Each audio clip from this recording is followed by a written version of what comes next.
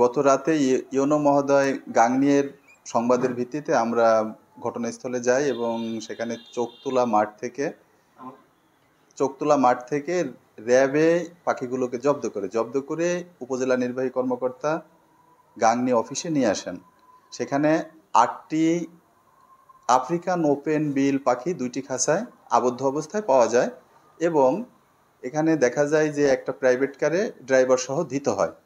এরপর মোবাইল কোর্টের মাধ্যমে ইউনো মহোদয় সেখানে ড্রাইভারকে 10,000 টাকা জরিমানা করেন এবং পাখিগুলো বন বিভাগের কাছে হস্তান্তর করেন। বন বিভাগ ঊর্ধ্বতন কর্তৃপক্ষের নির্দেশক্রমে পাখিগুলো বঙ্গবন্ধু সাফারি পার্ক গাজীপুরে নেওয়ার নির্দেশনা পান। তো নির্দেশনা পেয়েছি যদিও, এখন আমরা এটা বঙ্গবন্ধু সাফারি পার্ক গাজীপুরের উদ্দেশ্যে রওনা দেব।